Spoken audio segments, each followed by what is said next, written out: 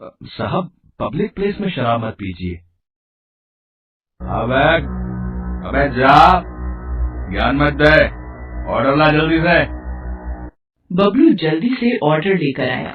उन दोनों आदमियों ने वहाँ शराब पी और पकौड़े भी खाए। फिर दोनों वहाँ से जाने लगे। तभी वहाँ बबलू आया और बोला, साहब, पैसे तो देते जाओ। मुझसे पैसे मांग रहा है? अबे जानता मैं कौन हूँ? आप कोई भी हो, मुझे मेरे पैसे दे दो। आपके टोटल 120 रुपया हुआ है। अबे वीरेंद्र भाटिया नाम है मेरा।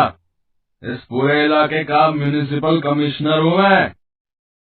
अबे तेरा धंधा बंद करवा दूंगा, तो जानता नहीं मेरी पावर को। मैंने तो बस अपने पैसे मांगे थे साहब। बबलू की इस बात से वीरेंद्र भाटिया आग बबूला हो गया। उसने जमकर बबलू की दुकान में तोड़फोड़ की और वहाँ से चला गया। बेचारा बबलू अपने ढाबे की हालत देखकर रो पड़ा। वीरेंद्र भाटिया का गुस्सा इतने से शांत नहीं हुआ। अगले दिन बबलू को दुकान बंद करने का नोटिस मिल गया म्युनिसिपालिटी से।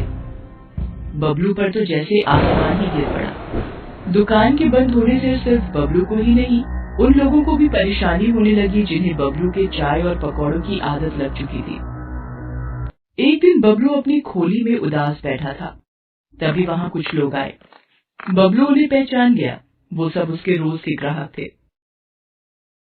अरे बबलू भैया, अरे और कितने दिनों तक ऐसे ही बैठे रहोगे हैं? अगर अभी कुछ नहीं किया गया तो इस भाटिया की मनमानी बढ़ती ही जाएगी, बता रहे हैं।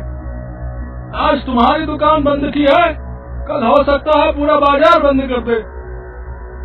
तो मैं अब कर भी कह सकता हूँ। तुम हमारे साथ उस भाटिया के ऑफिस में चलो, हम वहीं विरोध प्रदर्शन करेंगे। इस तरह बबलू उन सब लोगों के साथ चला। इतने लोगों के साथ होने से उसकी हिम्मत भी बढ़ गई थी।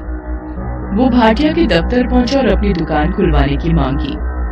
भाटिया बाहर निकलता है और गुस्से में बबलू से कहता है, अच्छा, तो तू इन सब के साथ मुझे डराने आया है? तू जानता नहीं कि तू किससे पंगा ले रहा है? मैं तो जानता हूँ, मगर शायद आप नहीं जानते कि आप किन लोगों से पंगा ले रहे हैं। ये गुप्ता जी हैं, हमारे एरिया के इंस्पेक्टर। रोज ड्यूटी के बाद ये मेरी ही दुकान पर चाय पकौड़े खाने आते थे। ये धर्मपाल जी हैं, यहाँ के एमएलए के खास आदमी। इनकी पार्टी की मीटिंग भी मेरी ही दुकान पर मेरे ही चाय के पकौड़ों के साथ होती है। आज 10 दिन से मेरी दुकान बंद है। ये सब गुस्से से बौखलाए हुए हैं। अब आप समझ लीजिए कि कौन किससे पंगा ले रहा है। ये छोकरा ठीक ही कह रहा है। पुलिस और नेता लोगों से पंगे लेना ठीक नहीं है। ठीक है, मैं तुम्हारी दुकान खोलने के कागज तैयार करवाता हूँ। फिर भाटिया अंदर जाता है और बबलू की दुकान का परमिट लाकर उसे दे देता है। इस तरह बबलू की होशियारी और लोगों के साथ से उसकी दुकान फिर से चल पड़ती है।